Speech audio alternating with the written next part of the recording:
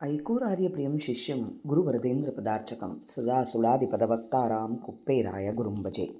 ಅಜ್ಞಾನತಿಮಿರಚ್ಛೇದಂ ಬುದ್ಧಿಸಂಪತ್ಪ್ರದಾಯಕಂ ವಿಜ್ಞಾನವಿಮಲಂ ಶಾಂತಂ ವಿಜಯಾಖ್ಯ ಗುರುಂ ಭಜೆ. ಶ್ರೀ ವಿಜಯದಾಸಾರ್ಯ ವಿರಚಿತ ಭಗವದ್ಭಕ್ತರ ಲಕ್ಷಣ ಸುಳಾದಿ. ಭಾಗವತರ ಮಹಿಮಾಯುಕ್ತ ಮುಕ್ತಿಯೋಗ್ಯರ ಸಾಧನ ವಿಚಾರ. ಎಲ್ಲಿದ್ದರೇನು ಸಿರಿ ವಲ್ಲಭನ ತೊಂಡರಿಗೆ ಇಲ್ಲವಿಲ್ಲವೋ ದೋಷ ಎಳ್ಳೆನಿತಾದರೂ ಕೊಳ್ಳಿಗೆ ಕ್ರಿಮಿಗಳು ಚಲ್ಲವರಿದು ಮುತ್ತಿ ನಿಲ್ಲದೆ ಬದುಕಿ ತಾವೆಲ್ಲ ಪೋದುದುಂಟೆ. ಸೊಲ್ಲು ಸೊಲ್ಲಿಗೆ ರಂಗನಲ್ಲದಿನ್ನಲ್ಲವೆಂಬ ಬಲ್ಲಿದ ಭಕುತಿ ಉಳ್ಳ ವೈಷ್ಣವರಿಗೆ ಎಲ್ಲಿಯ ದೋಷ ಮತ್ತೆಲ್ಲಿಯ ಜನನ ಬಲ್ಲವರಿಗೆ ಧ್ಯಾನದಲ್ಲಿ ಆನಂದವು. ಚಿಲ್ಲರ ಮಾರ್ಗ ಬೇಡು ವಿಜಯ ವಿಠಲ ತಿಮ್ಮ ಸಲ್ಲಲಿಸುವನು ಮನ ನಿಲ್ಲಿಸಲು. ತಪ್ಪದೆ ಎಣ್ಣೆಯ ಕೊಪ್ಪರಿಯೊಳಗವನ ಅಪ್ಪನು ಬಿಸಟಲು ಪುಷ್ಪಗಳಾದವು. ಸರ್ಪ ತಲ್ಪನ ಭಜಿಸು ತಿಪ್ಪ ಮಹಾತ್ಮರಿಗೆ ಕಪ್ಪು ಕಲುಷವು ಹಾರು ತಿಪ್ಪವು ಪುಡಿಯಾಗಿ ಮುಪ್ಪಿಲ್ಲದ ದೇವ ವಿಜಯ ವಿಠಲ ತಿಮ್ಮಪ್ಪನ ನಂಬಲು ಒಪ್ಪುವ ಕೈವಲ್ಯ. ದಾರಿ ನಡೆದರೇನು ಧರ್ಮ ಮಾಡಿದರೇನು ಊರೂರಿಗೆ ನಿತ್ಯ ತಿರುಗಲೇನು. ವಾರಿಗೆಯವರ ಕೂಡ ಹರಿದಾಡಿದರೇನು ನೀರು ಕಾವಡಿ ನಿತ್ಯ ಹೊತ್ತರೇನು. ಮೂರಾರು ಸಾರಿಗೆ ಉಂಡು ತಿಂದರೇನು ವಾರ ಕಾಂತಿಯರೊಡನೆ ಇದ್ದರೇನು. ಪೋರಾರೊಳಗೆ ಕೂಡಿ ಕುಣಿದರೇನು ಆರ ಸೇರಿದರೇನು ಆರ ಸೇವಿಸಲೇನು. ನಾರಾಯಣನ ಪಾದದಲ್ಲಿ ಹಗಳಿರಳು ಸಾರುತ್ತ ಮನ ಬಿಟ್ಟು ಹರಿದಾಸರಿಗೆ ಸೂರೆ ವೈಕುಂಠವೋ ಆವರಿಂದ ಸುತ್ತಲು ಧಾರೆಯೋ ಕನಕ ಮಳೆ ಕಾಮಧೇನುವು. ಆವಾಗ ಸಾರ ಹೃದಯದೊಳಿಪ್ಪ ವಿಜಯ ವಿಠಲನ್ನ ಕಾರುಣ್ಯವಾದರೆ ಘೋರ ಕರ್ಮಗಳುಂಟೆ. ಜಾತರಹಿತ ಶ್ರೀನಾಥನ್ನ ಪಾದವ ಆತುಮದೊಳಗಿಟ್ಟು ಮಾತು ಮಾತಿಗೆ ಬಲು ಪ್ರೀತಿ ಲೀಲ ಕುಮೇಶ ಮಾತಾನೀತನು ಸರ್ವ ಈತನು ನಮಗೆಂದು ತಿಳಿದವರಿಗೆ ಯಾತಕ್ಕೆ ಸ್ನಾನ ಸಂಧ್ಯಾನ ಕರ್ಮಗಳು. ಪ್ರಾತರಾಂಭದಿ ರಾತ್ರಿ ವಿಡಿದು ಮೈಯ ಘಾತಿಸಿಕೊಂಡೀಗ ಬಾತಿ ಬಸಿವಾದ್ಯಾಕೆ ತಾತನಂತಿಪ್ಪನೋ ವಿಜಯ ವಿಠಲ ಸುರವ್ರಾತಕ್ಕೆ ಮೀರಿದ ನಾಥನೋ ಸರ್ವದಾ. ನಿಂತಲ್ಲಿ ಕುಳಿತಲ್ಲಿ ಪಂಕ್ತಿ ಸಾಗಿದಲ್ಲಿ ಪಂಥದಲ್ಲಿ ಏಕಾಂತದಲ್ಲಿ ಕಾಂತೆಯ ಸಂಗಡದಲ್ಲಿ ಸಂತರ ಬಳಿಯಲ್ಲಿ ತಂತಿಯಲ್ಲಿ ವನಂತರದಲ್ಲಿ ವಂತು ವಂಶಗಳಲ್ಲಿ ಪಂಥ ಮಾಡುವಲ್ಲಿ ಭ್ರಾಂತಿಯಲ್ಲಿರಲಿ ನಿಶ್ವಾಂತಲದಲ್ಲಿ ಚಿಂತೆಯೊಳಿರಲಿ ನಿಶ್ಚಿಂತೆಯಲ್ಲಿರಲಿ ಎಂತಾದರೂ ಮನದಂತಿರಲಿ. ಸಂತತ ಹರಿ ಪಾದಕ್ರಾಂತನಾಗಿ ತನ್ನ ಸಂತರಿಸುವನು ನಿರಂತರದಲ್ಲಿ ಅಂತರಂಗದೋಳಿಟ್ಟ ಅಂತರ ಮುಖನಾಗಿ ಸಂತತ ಪಾಡುವ ಅಂತಿಜಗೆ ಭಯ ಎಂತುಂಟೋ ಪೇಳಿರೋ ಅಂತೂ ಬಲ್ಲವರು ಕೌಂತೆಯ ಸಹಾಯ ವಿಜಯ ವಿಠಲನಂಗ್ರಿ ಚಿಂತೆ ಮಾಡುವ ಕುಲವಂತಗೆ ಭಯವೇ. ಹ್ಯಾಗದರಿರಲಿ ಶ್ರೀ ವಿಜಯ ವಿಠಲನಂಗ್ರಿ ಭೋಗದೊಳಿಟ್ಟವನೇ ಮುಕ್ತಿ ಪದಕ್ಕೆ ಯೋಗ್ಯ. ಹ್ಯಾಗದರಿರಲಿ ಶ್ರೀ ವಿಜಯ ವಿಠಲನಂಗ್ರಿ ಭೋಗದೊಳಿಟ್ಟವನೇ ಮುಕ್ತಿ ಪದಕ್ಕೆ ಯೋಗ್ಯ. ಮಧ್ವಾಂತರ್ಗತ ಶ್ರೀಕೃಷ್ಣಾರ್ಪಣಮಸ್ತು. ಜಯ ವಿಜಯರಾಯ. ಹರೇ ಶ್ರೀನಿವಾಸ. ಇವತ್ತು ನಾವು ಶ್ರೀ ವಿಜಯದಾಸಾರ್ಯ ವಿರಚಿತ ಭಾಗವತ್ ದೇವರ ಭಕ್ತರ ಲಕ್ಷಣ ಹೇಗಿರುತ್ತೆ, ಹಾಗೆ ಭಾಗವತರ ಮಹಿಮಾ ಯುಕ್ತ ಮುಕ್ತಿಯೋಗ್ಯರ ಸಾಧನ ಎಲ್ಲ ದೊಡ್ಡ ದೊಡ್ಡವರ ಸಾಧನ ವಿಚಾರಗಳು ಹೇಗಿದ್ದಾವೆ ಅಂತ ತಿಳಿಸೋ ಸುಳಾದಿ ಇದು. ಎಲ್ಲಿದ್ದರೇನು ಸಿರಿವಲ್ಲಭ ತೋಂಡ, ಎಲ್ಲಿ ಇದ್ದರೆ ಏನಪ್ಪ, ದೇವರ ಭಕ್ತರಿಗೆ ಈ ದೋಷ ಅಂಬೋದೇ ಇರಲ್ಲ ಅಂತ. ಅವ್ರು ಎಲ್ಲಿ ಇದ್ದರೂ ಅವರಿಗೆ ದೋಷ ಇರಲ್ಲ ಅಂತ ಹೇಳ್ತಾರೆ. ಎಳ್ಳೆಣಿತು ಮತ್ತು ಸ್ವಲ್ಪ ಆದರೂ ದೋಷಗಳಿರೋದಿಲ್ಲ ಅಂತಾರೆ. ಇಲ್ಲಿ ಅಂದರೆ ಎಲ್ಲಿದ್ದರೇನು ಅಂತಂದಾಗೆ ಭಾಳ ಮಂದಿ ಎಲ್ಲ ಕ್ವಶನ್ಸ್ ಆಗ್ತಾ ಇರ್ತಾರೆ. ಅಲ್ಲಿದ್ದರೇನು, ನಾವು ಫಾರಿನ್ನಾಗಿರ್ತೀವಿ, ಅಲ್ಲಿದ್ದರೆ ದೋಷ ಇರಲ್ಲ, ನಾವು ಭಗವದ್ಭಕ್ತರು ಅಂದರೆ ಏನು ಅಂಬೋದನ್ನು ಮೊದಲು ತಿಳ್ಕೊಬೇಕು ನಾವು. ಭಗವದ್ಭಕ್ತರು ಅಂದರೆ ನಿತ್ಯ ಮಾಡುವ ಪ್ರತಿಯೊಂದು ಅನುಸಂಧಾನದೊಳಗೆ, ಪ್ರತಿಯೊಂದು ಕೆಲಸದೊಳಗೆ ಆ ಭಗವತ್ ರೂಪವನ್ನು ತಮ್ಮ ಹೃದಯದೊಳಗೆ ಇದ್ದ ಆ ಬಿಂಬರೂಪಿಯನ್ನು ಏಕೀಭೂತ ಮಾಡ್ತಾ ಇರ್ತಾರೆ ಅವರು ನಿತ್ಯ ಮಾಡುವ ಪ್ರತಿಯೊಂದು ಕೆಲಸದಲ್ಲಿ. ನಮ್ಮ ಮನೆಯಲ್ಲಿ ಒಂದು ಸರಿ ಉಪ್ಲಿ ಮಧ್ವರಾಯ ತಾತ ಅವರು ಬಂದಿದ್ದರು. ಅವರು ಬೆಳಗ್ಗೆದ್ದಾಗಲಿಂದ ಸುಳಾದಿ ಪಾರಾಯಣ, ನಮ್ಮ ತಂದೆಯವರು ಅವರು ಕೂತು ಸುಳಾದಿ ಪಾರಾಯಣ ಮಾಡ್ತಾಯಿದ್ರು. 11 ಆಯಿತು, 11:30 ಆಯಿತು. ಚಹಾ ಕುಡಿತಾನೇ ಇರ್ತಾಯಿದ್ರು ಅವರು. 12 ಆಯಿತು, 1 ಆಯಿತು, 1:30 ಆಯಿತು. ಒಂದೊಂದು ಸುಳಾದಿ ಹೇಳೋ ಕಾಲಕ್ಕೆ ಇದರೊಳಗಿಂದ ಈ ದೇವರು ನಂಗೆ ಅಷ್ಟು ನೆನಪಿಲ್ಲ, ಇವರು ನೋಡಪ್ಪ ಹೊರಗೆ ಬರ್ತಾ ಇದ್ದಾರೆ, ಇದು ನಮ್ಮ ಒಳಗಿದ್ದ ದೇವರಿಗೆ ಏಕೀಭೂತ ಮಾಡಬೇಕು, ಹೀಗೆ ಹೇಳ್ತಾಯಿದ್ರು. ನಾನು ಭಾಳ ಚಿಕ್ಕವಳಿದ್ದೆ, 5-6 ವರ್ಷದಾಕಿದ್ದೆ. ಹೇಳ್ತಾ ಇರೋದು ಹೀಗಾಗೋದು. ಆದಮೇಲೆ 11:30 ಆಯಿತು. ನಮ್ಮ ತಂದೆಯವರು 12 ಆಯಿತು. ನಮ್ಮಮ್ಮ ಅಡುಗೆ ಮಾಡಿದ್ಲು. ಪೂಜೆ ಮಾಡ್ತೀನಿ ಅಂಥೇಳಿ ನಮ್ಮ ತಂದೆಯವರು ಸ್ನಾನ ಮಾಡಿ ಪೂಜೆ ಮಾಡ್ತೀನಿ. ಇಷ್ಟೊತ್ತು ಏನು ಮಾಡಿದ್ದು ಅಂತ ಕೇಳಿದರು.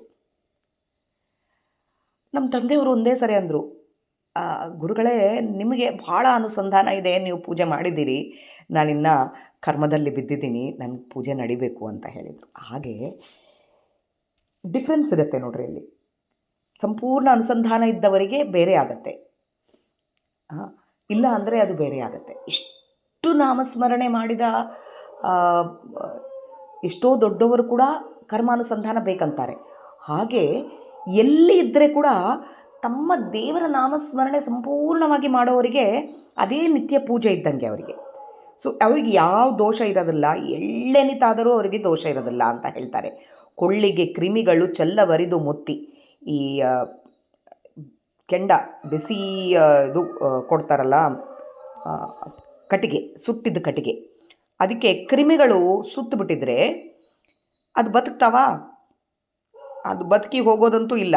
ಒಂದು ಕಟ್ಟಿಗೆ ಇರುತ್ತೆ, ಕಟ್ಟಿಗೆಗೆ ಕ್ರಿಮಿಗಳು ಇರ್ತವೆ, ಅದಕ್ಕೆ ಕೆಂಡ ಕೊಟ್ಟರು ಅವು ಇರಲ್ಲ. ಸೊಲ್ಲಿಗೆ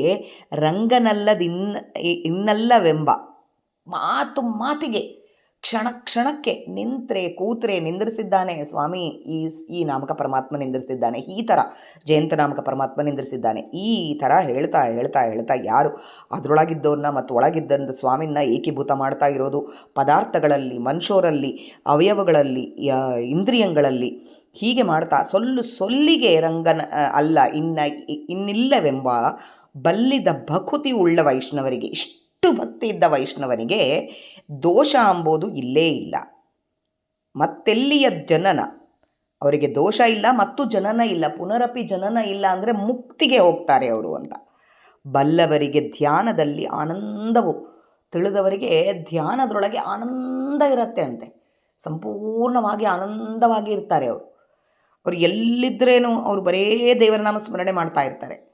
ಇದು ಜಡಭರತನ ಕಥೆ ಕೂಡ ತೊಗೋಬೋದು, ನಾವು ಜಡಭರತಂದೇ ತೊಗೋಬೋದು, ಯಾಕಂದರೆ ಭಾಗವತದ್ದು ಪ್ರಕಾರ ಹೇಳ್ತಾ ಇದ್ದಾರೆ ಅವರು. ಅಲ್ಲಿ ಎಲ್ಲಿ ಹೋದರೂ ದೇವರ ನಾಮಸ್ಮರಣೆನೇ ಮಾಡ್ತಾ ಇದ್ದಂತೆ ಅದಕ್ಕೆ ಏನೂ ದೋಷನೇ ಇಲ್ಲ. ಅದಕ್ಕೆ ನಿತ್ಯ ಪೂಜೆ ಮಾಡ್ತಾ ಇಲ್ಲ ಅಂತಾಗಲಿ, ಅಥವಾ ಏನೋ ಇದು ಹಚ್ಕೋತಾ ಇದ್ದ, ಮೈಗೆಲ್ಲ ಹೊಲಸು ಹಚ್ಕೋತಾ ಇದ್ದ, ಏನು ಮಾಡಿದರೆ ಕೂಡ ನಾಮಸ್ಮರಣೆ ಬಿಟ್ಟು ಬೇರೆದ್ರೊಳಗೆ ಇರ್ತಾ ಇರಲಿಲ್ಲ ಆತ. ಅದಕ್ಕೆ ಅಂಥವರಿಗೆ ದೋಷ ಇಲ್ಲ. ಎಲ್ಲಿಯೂ ದೋಷ ಮತ್ತೆಲ್ಲಿಯ ಜನನ, ಅಂಥವರಿಗೆ ಜನನ ಇರೋದಿಲ್ಲ, ಮತ್ತು ಮುಕ್ತಿಗೆ ಹೋಗ್ತಾರೆ.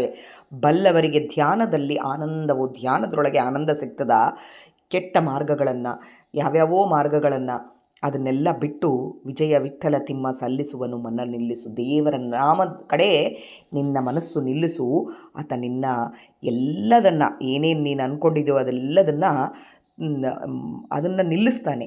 ನಿನ್ನ ಒಳಗೆ, ನಿನ್ನ ಹೃದಯದೊಳಗೆ ಆತನ ರೂಪವನ್ನು ನಿನಗೆ ತೋರಿಸ್ತಾನೆ ಅಂತ ಹೇಳ್ತಾ ಇದ್ದಾರೆ.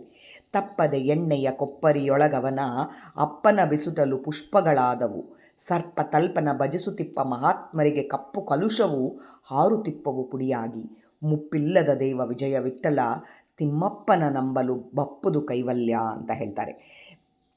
ಈ ಬಿಸಿ ಎಣ್ಣೆಯ ಬಾಣಲಿಯಲ್ಲಿ ಒಗೆದ್ರೆ ಇದು ಹೂಗಳಾಗುವಂತೆ. ಎಣ್ಣೆಯ ಬಾಣಲಿಯಲ್ಲಿ ಒಗೆದ್ರೆ ಹೂ ಆದವು ಅಂತ ಹೇಳೋದು ಭಾಳ ಆಶ್ಚರ್ಯ. ಹಾಗೆ ಇನ್ನೊಂದು ಕೂಡ ಬರುತ್ತೆ, ಈ ತಪ್ಪದೆ ಎಣ್ಣೆಯ ಕೊಪ್ಪರಿಯೊಳಗವನ.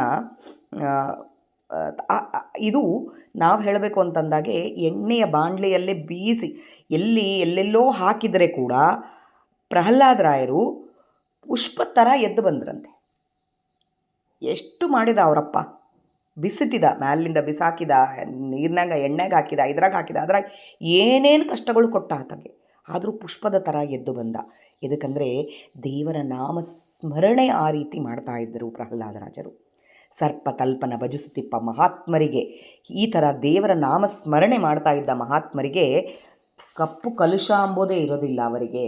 ಅದು ಹಾರಿ ಹೋಗ್ತದೆ ಅವರಿಗೆ, ಕಪ್ಪು ಕಲುಷಗಳೇ ಹಾರಿ ಹೋಗ್ತವೆ. ಅದು ಮಡಿಯಾಗಿ ಮುಪ್ಪಿಲ್ಲದ ದೇವ, ಮುಪ್ಪೇ ಇಲ್ಲದ ನಮ್ಮಪ್ಪ ವಿಜಯ ವಿಠ್ಠಲ ತಿಮ್ಮಪ್ಪನ ನಂಬಿದರೆ ಸಾಕು ಕೈವಲ್ಯ ಬರುತ್ತೆ ಅಂತ ಹೇಳ್ತಾರೆ. ಅಂದರೆ ನಮಗೆ ಮೋಕ್ಷ ಸಿಗತ್ತೆ ಅಂತ ಹೇಳ್ತಾರೆ. ಇದು ಪ್ರಹ್ಲಾದ ಮತ್ತು ಹಿರಣ್ಯಕಶಿಪನು ಈ ಪ್ರಸಂಗ ಇಲ್ಲಿ ಬರೋದು. ಹರಿಸ್ಮರಣೆ ಮಾಡುವ ಮಗನಿಗೆ ನಾನಾ ರೀತಿ ತೊಂದರೆ ಕೊಡ್ತಿದ್ದ. ಅಂದರೆ ಹರಿದಾಸರು ಈ ಥರದ ಪ್ರಸಂಗ ಎದುರಿಸಬೇಕಾಗ್ತದೆ, ಎಷ್ಟೋ ಕಷ್ಟಗಳು ಬರ್ತಾ ಇರ್ತವೆ. ಆದರೂ ದೃಢ ನಂಬಿಕೆಯಿಂದ ಅವರು ಇದ್ದಿದ್ದದಕ್ಕೆ ಆ ಸರ್ಪತಲೆ ಅದೇ ದೇವರನ್ನು ಸರ್ಪತಲ್ಪನಾದ ವಿಜಯ ವಿಠ್ಠಲನ್ನು ಭಜಿಸ್ತಾ ಇದ್ದಿದ್ದದಕ್ಕೆ ಆ ಕಪ್ಪು ಕಲುಷಗಳೆಲ್ಲ ಏನನ್ನ ಕಲುಷಗಳಿದ್ದರೂ ಕೂಡ ಅದನ್ನೆಲ್ಲ ಹಾರಿ ಹೋಗ್ತವೆ, ಅವರಿಗೆ ಯಾವ ತೊಂದರೆನೂ ಆಗೋದಿಲ್ಲ ಅಂಥೇಳಿ ಇಲ್ಲಿ ವಿಜಯದಾಸರ ಹೇಳ್ತಾ ಇದ್ದಾರೆ. ಇದು ಇನ್ನೂ ಡೆಪ್ತಾಗಿ ಹೋದಷ್ಟು ಬರುತ್ತೆ ನೆಕ್ಸ್ಟ್ ಆಡಿಯೋದಲ್ಲಿ ಮತ್ತು ನೋಡೋಣ. ಮತ್ತು ಅಂತರ್ಗತ ಶ್ರೀಕೃಷ್ಣಾರ್ಪಣಿಸ್ತು. ಜೈ ವಿಜಯ. ಹರೇ ಶ್ರೀನಿವಾಸ. ನಿನ್ನೆ ನಾವು ಎಲ್ಲಿದ್ದರೇನು ಭಗವದ್ಭಕ್ತರ ಲಕ್ಷಣಗಳ ಬಗ್ಗೆ ತಿಳ್ಕೊಂಡ್ವೆ. ಅಂದರೆ ಇದು ವಿಜಯದಾಸರು ಈ ಸುಳಾದಿ ಹೇಳಿದ್ದು ನಮ್ಮಂಥ ಎಲ್ಲರ ಸಲುವಾಗಿ ಅಲ್ಲ, ಅಪರೋಕ್ಷ ಜ್ಞಾನಿಗಳಿಗೆ ಅಂಥೇಳಿ ತಿಳ್ಕೋಬೇಕು ನಾವು ಫಸ್ಟ್. ಯಾಕಂದರೆ ಈಗ ಮುಂದೆ ತ್ರಿವಿಧ ತಾಳದ್ರೊಳಗೆ ಅದೇ ಬರುತ್ತೆ. ಇದನ್ನು ನಾವು ಅನ್ವಯ ಮಾಡಿಕೊಂಡ್ರೆ ಅದು ತಪ್ಪಾಗತ್ತೆ. ದಾರಿ ನಡೆದರೇನು, ಧರ್ಮ ಮಾಡಿದರೇನು, ಊರು ಊರಿಗೆ ನಿತ್ಯ ತಿರುಗಲೇನು, ವಾರಿಗೆಯವರ ಕೂಡಿ ಹರಿದಾಡಿದರೇನು, ನೀರು ಕಾವಡಿ ನಿತ್ಯ ಹೊತ್ತರೇನು, ಮೂರಾರು ಸಾರಿಗೆ ಉಂಡು ತಿಂದರೇನು, ವಾರ ಕಾಂತಿಯರೊಡನೆ ಇದ್ದರೇನು, ಪೋರರೊಳಗೆ ಕೂಡಿ ಕುಣಿದಾಡಿದರೇನು, ಆರ ಸೇರಿದರೇನು, ಆರ ಸೇವಿಸಲೇನು, ನಾರಾಯಣನ ಪಾದದಲ್ಲಿ ಹಗಲಿರಳು ಸಾರುತ್ತಾ ಮನವಿಟ್ಟ ಹರಿದಾಸರಿಗೆ ಸೂರ್ಯ ವೈಕುಂಠವೋ. ಎಂಥವರಿಗೆ ಇದೆಲ್ಲ ಅಂಥೇಳಿ ಇಲ್ಲಿ ಹೇಳ್ತಾ ಇದ್ದಾರೆ. ಅಂದರೆ ನಾರಾಯಣ ಪಾದದಲ್ಲಿ ಹಗಲಿರಳು ಸಾರುತ್ತಾ ಮನವಿಟ್ಟ ಹರಿದಾಸರು. ಅದು ಯಾರು? ಹಗಲಿರಳು ಸಾರುತ್ತಾ ಇರೋದು ನಮಗಂತೂ ಆಗಲ್ಲ. ಅದು ಎಷ್ಟೊಂದು ನಮಗೆ ಪ್ರಾರಬ್ಧ ಕರ್ಮ ಅಂಬೋದು ಭಾಳ ಇರುತ್ತೆ. ಯಾರಿಗೆ ಅಪರೋಕ್ಷ ಜ್ಞಾನ ಆಗಬೇಕು ಅಂತ ದೇವರು ಅನ್ಕೋತಾನೋ ಅವರಿಗೆ ಆ ಪ್ರಾರಬ್ಧ ಸ್ವಲ್ಪ ಉಣಿಸಿ, ಆ್ಯಕ್ಚುಲಾಗಿ ನಮಗೆಲ್ಲ ಅಪರೋಕ್ಷ ಜ್ಞಾನ ಆಗ್ಬೇಕಂದ್ರೆ ಸಂಪೂರ್ಣ ಪ್ರಾರಬ್ಧ ಉಂಡ ಮೇಲೇ ಆಗೋದು. ಆದರೆ ದೇವರ ಸಂಕಲ್ಪಕ್ಕೆ ಬಂತು ಅಂದರೆ ಸ್ವಲ್ಪ ಪ್ರಾರಬ್ಧ ಉಂಡುಗಳಿಗೆ ದೇವರು ಅವರಿಗೆ ಅಪರೋಕ್ಷ ಜ್ಞಾನ ಕೊಟ್ಟು ಬಿಡ್ತಾನೆ. ಅಪರೋಕ್ಷ ಜ್ಞಾನ ಕೊಟ್ಟರೆ ಕೂಡ ಪ್ರಾರಬ್ಧ ಅಂತೂ ಉಣ್ಲೇಬೇಕಾಗ್ತದೆ ಆದಮೇಲೆ ಆದರೂ ಕೂಡ. ಆದರೆ ಅಲ್ಲಿ ಅವರಿಗೆ ಕೊನೆ ಕ್ಷಣದಾಗ ಇಲ್ಲ ಮತ್ತೆ ದೇವರ ಕಡೆ ಧ್ಯಾಸ ಅವರಿಗೆ ತಂದು ಬಿಡ್ತಾನೆ. ಮೊದಲು ಇದ್ದಿದ್ದಿಲ್ಲ, ಏನೋ ಕೆಟ್ಟದ್ದು ಮಾಡಿಸ್ತಾನೆ, ಎಲ್ಲ ಮಾಡಿಸ್ತಾನೆ, ಆ ಕ್ಷಣದಾಗೆ ಮತ್ತು ತೊಗೊಂಬರ್ತಾನೆ. ಹೀಗೆ ಮಾಧವ ಭಾಗವತದ್ರಾಗ ಬರತ್ತೆ. ಇಲ್ಲಿ ಇದ್ರೊಳಗಾದ ನೋಡ್ರಿ, ಪಾರಕಾಂತಿಯರೊಡನೆ ಇದ್ದರೇನು ಅಂತಾರೆ. ಅವನು ಯಾರೋ ಹೆಣ್ಮಗಳು ಸರಿಗೆ ಇದ್ದ, ದೇವರನ್ನ ಮರ್ತುಬಿಟ್ಟ, ಎಲ್ಲ ಮರ್ತುಬಿಟ್ಟ, ಬರೀ ಅದ್ರ ಸಲುವಾಗಿ ಇದ್ದ. ಆದಮೇಲೆ ಕೊನೆ ಪಕ್ಷದೊಳಗೆ ಅವನಿಗೆ ನೆನಪಾಯಿತು ನಾರಾಯಣ ಅಂತಂದ ಅಂಥೇಳಿ, ಅದರಲ್ಲಿಂದ ಅವನಿಗೆ ಮೋಕ್ಷ ಬಂತು ಅಂತ. ಅವನಿಗೆ ಮೊದಲಿನಿಂದನೇ ಅವನು ಅಪರೋಕ್ಷ ಜ್ಞಾನಿ. ಆ ಪ್ರಾರಬ್ಧ ಸ್ವಲ್ಪ ಉಣಬೇಕಾಗಿದ್ದಿತ್ತು, ಅದಕ್ಕೆ ಈ ಜನ್ಮ ಕೊಟ್ಟ ಸ್ವಾಮಿ. ಕೊಟ್ಟ, ಉಣಿಸ್ದ, ಮತ್ತು ಅದರಲ್ಲಿಂದ ಆಕಿನ್ನ ಮತ್ತು ಬಂದಾಕಿ ಕೂಡ ಆತನ ಹೆಂಡ್ತಿನೇ ಅಲ್ಲಿ, ಮತ್ತು ಎಲ್ಲೂ ದೋಷ ಬರಲಾರ್ದಾಗಿ ನೋಡ್ಕೊತಾನೆ ಸ್ವಾಮಿ ಕೂಡ. ಹಾಗೆ ಈ ಥರ ಬಂದವರು ಭಾಳ ಎಲ್ಲ ಅಂಥವರಿಗೆ ಮಾತ್ರ ದಾರಿ ನಡೆದರೇನು, ಧರ್ಮ ಮಾಡಿದರೇನು. ಸುಮ್ಮನೆ ನಡ್ಕೊತ ಹೋಗ್ತಿರ್ತಾರೆ, ಧರ್ಮ ಮಾಡಲಾರ್ದಾಗ ಹೋಗಲಿ, ಊರೂರು ಸುಮ್ಮನೆ ತಿರುಗ್ತಾ ಇರ್ತಾರೆ. ನೀರು ಹೊತ್ತು ಇದು ಮಾಡೋದು, ಏನು ಮಾಡಿದರೆ ಏನದ, 3 ಹೊತ್ತು ಊಟ ಮಾಡ್ತಿರ್ತಾರೆ. ಅದು ಏನನ್ನ ಮಾಡಲಿ, ಕುಣಿದಾಡಿದರೇನು, ಯಾರನ್ನ ಸೇರ್ಲಾರ್ದಾಗ ಹೋಗಲಿ, ಅವರೆಲ್ಲ ಅಪರೋಕ್ಷ ಜ್ಞಾನಿಗಳಿಗೆ ಮಾತ್ರ ಇದಾಗೋದು. ನಮ್ಮಂಥವರಿಗೆಲ್ಲ ಎಲ್ಲಿ ಹೋದ್ರೇನು, 3 ಹೊತ್ತು ತಿಂದ್ರೇನು, ದೇವ್ರ ನಾಮಸ್ಮರಣೆ ಮಾಡಿದರೆ ಆಯಿತು ಅಂತಂದರೆ ಅಲ್ಲ, ನಮಗೆಲ್ಲ ಇದು ವರ್ತಿಸೋದು. ದೇವತೆಗಳಿಗೆ ಅವ್ರಿಗೆ ವರ್ತಿಸೋದಿದೆ ಎಲ್ಲ. ಅಪರೋಕ್ಷ ಜ್ಞಾನಿಗಳಿಗೆ ಅವರಿಗೆ ಮಾತ್ರ ವರ್ತಿಸೋದು. ಮನವಿಟ್ಟು ಹರಿದಾಸರ ಸೂರ್ಯ ವೈಕುಂಠ, ಅವರಿಗೆಲ್ಲ ದೇವರನ್ನು ನಾಮಸ್ಮರಣೆ ಮಾಡ್ತಾ ಇರ್ತಾರೆ, ಅವರಿಗೆ ವೈಕುಂಠನೇ ಆಗ್ತದ ಅವ್ರು ಮಾಡೋದು ಎಲ್ಲ ಕೆಲಸಗಳು. ಅವರಿಂದ ಸುತ್ತಲೂ ಧಾರೆಯ ಕನಕ ಮಳೆ, ಅವರಿದ್ದಲ್ಲೆಲ್ಲ ಬಂಗಾರದ ಮಳೆ ಸುರಿದಂಗೆ. ಕಾಮಧೇನುವಾಗಿ ನೀನು ಅವ್ರ ಹೃದಯದೊಳಗೆ ಇರ್ತೀಯಪ್ಪ ವಿಜಯವಿಠಲ, ಕಾರುಣ್ಯವಾರದಿ, ಘೋರ ಕರ್ಮಗಳುಂಟೆ. ಎಂಥ ಕರ್ಮಗಳು ಮಾಡಿಸಿದ್ರೆ ಕೂಡ ನೀನು ಅವ್ರ ಜೊತೆಗೆ ಇರ್ತೀ ಅಂತೇಳಿ ಹೇಳ್ತಾರೆ. ಆಮೇಲೆ ಜಾತರಹಿತ ಶ್ರೀನಾಥನ್ನ ಪಾದವ ಆತುಮದೊಳಗಿಟ್ಟು ಮಾತಿಗೆ ಬಲು ಪ್ರೀತಿಲಿ ಲಕುಮೀಶ ಪಿತನು ಸರ್ವ ಈತನು ನಮಗೆಂದು ತಾ ತಿಳಿದವಗೆ ಯಾತಕ್ಕೆ ಸ್ನಾನ ಸಂಧ್ಯಾನ ಕರ್ಮಗಳು. ಮತ್ತು ಇದು ಅದೇ ಬರ್ತದೆ, ನಾನು ಹಾಗೆ ತಿಳ್ಕೊತೀನಿ, ದೇವರು ಮಾತಾಪಿತ ಹೀಗೆ ಜಾತರಹಿತ ಅಂದರೆ ಹುಟ್ಟು ಇಲ್ಲಾರ್ದ ನಮ್ಮಪ್ಪ. ಶ್ರೀನಾಥನ ಪಾದಗಳನ್ನು ನಾನು ಆತ್ಮದೊಳಗೆ ಇಡ್ತೀನಿ, ಮಾತಿಗೆ ಬಲು ಪ್ರೀತಿಲಿಂದ ಲಕುಮೀಶ ಮಾತಾಪಿತನು ಸರ್ವ ಈತನೇ ನಮಗೆ ಮಾತಾಪಿತ ಅಂತ ತಿಳಿದವನಿಗೆ ಯಾತಕ್ಕೆ ಸ್ನಾನ ಸಂಧ್ಯಾವನ ಕರ್ಮಗಳು ಅಂತಾರೆ. ಅಂದರೆ ಆ ಎಲ್ಲದರೊಳಗೂ ಸ್ವಾಮಿನ ತಿಳ್ಕೋಬೇಕು. ಈಗ ಸ್ನಾನ ಸಂಧ್ಯಾವಂದನಾದಿಗಳು ಮಾಡೋ ಕಾಲಕ್ಕೆ ಕೂಡ ಸ್ವಾಮಿನ ತಿಳ್ಕೊಂಡು ಮಾಡಿದರೆ ಅದು ಬೇರೆ ಆಗತ್ತೆ.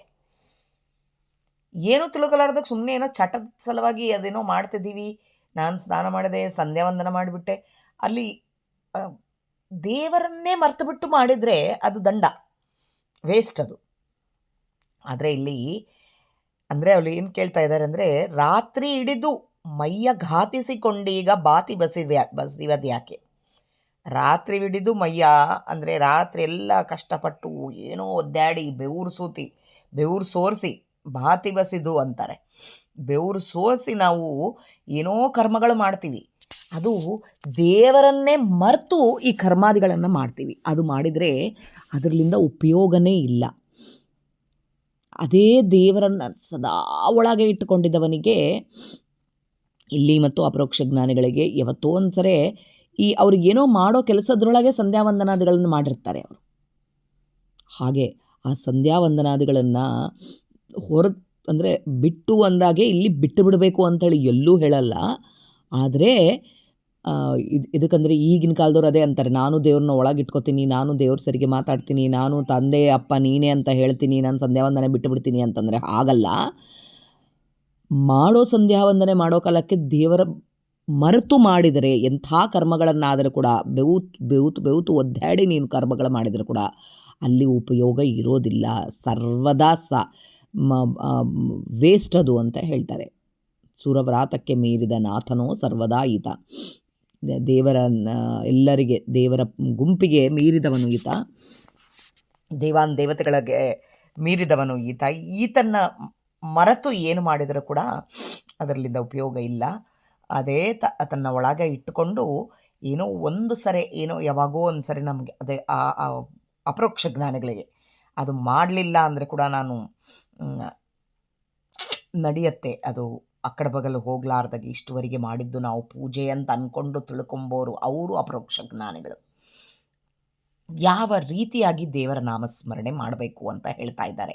ನಿಂತಲ್ಲಿ, ಕುಳಿತಲ್ಲಿ, ಪಂಕ್ತಿ ಸಾಗಿದಲ್ಲಿ, ಪಂಥದಲ್ಲಿ, ಏಕಾಂತದಲ್ಲಿ, ಕಾಂತೆಯ ಸಂಗಡದಲ್ಲಿ, ಸಂತರ ಬಳಿಯಲ್ಲಿ, ತಂತಿನಲ್ಲಿ, ವನಾಂತರದಲ್ಲಿ, ವಂತು ವಂತು ವಂಶಗಳಲ್ಲಿ, ಪಂಥ ಮಾಡುವನಲ್ಲಿ, ಭ್ರಾಂತಿಯಲ್ಲಿ ಇರಲಿ, ನಿಶ್ವಾಂತದಲ್ಲಿ, ಚಿಂತೆಯೊಳಿರಲಿ, ನಿಶ್ಚಿಂತೆಯದಲ್ಲಿರಲಿ, ಎಂತಾದರೂ ಮನದಂತಿರಲಿ, ಸಂತತ ಹರಿಪಾದ ಕ್ರಾಂತನಾಗಿ ತನ್ನ ಸಂತರಿಸುವವನ ನಿರಂತರದಲ್ಲಿ, ಅಂತರಂಗದೊಳಿಟ್ಟು ಅಂತರಮುಖನಾಗಿ ಸಂತತ ಪಾಡುವ ಅಂತಿಜಗೆ ಭಯ.